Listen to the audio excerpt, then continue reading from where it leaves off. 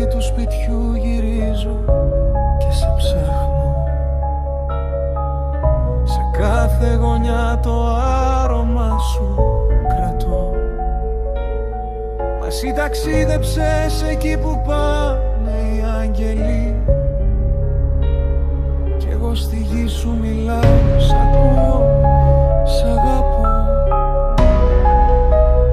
Μου λείπεις σαν ανάσα μες στο ξημέρωμά μου,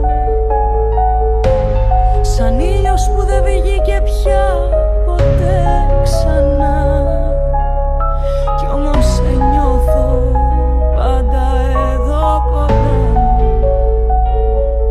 σαν σκιά γλυκιά που με κρατά.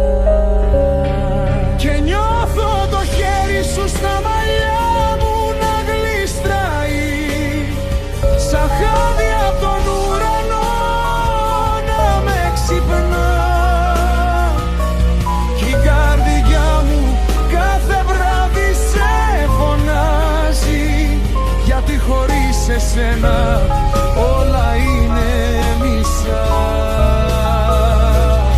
Στη γειτονιά των αγγέλων τώρα κατοικείς,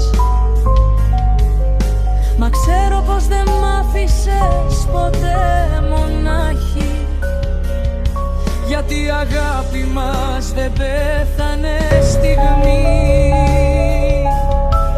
Ζει μέσα μου σαν φλόγα και σαν στάχτη, πονεμένη η ψυχή απ' τα παιδικά σου χρόνια. Κουβάλισες πληγές που δεν μιλούσανε ποτέ, μα μέσα στη ζωή μου βρήκες καταφύγιο και έλεγες πως ήμουν δώρο του Θεού για σένα, ναι. Κι εγώ κρατώ τα λόγια σου σαν προσευχή μου, σαν φυλαχτό βαθιά στην ερημιά, γιατί ήσουν η αρχή μου και το σπίτι μου, η πιο μεγάλη μου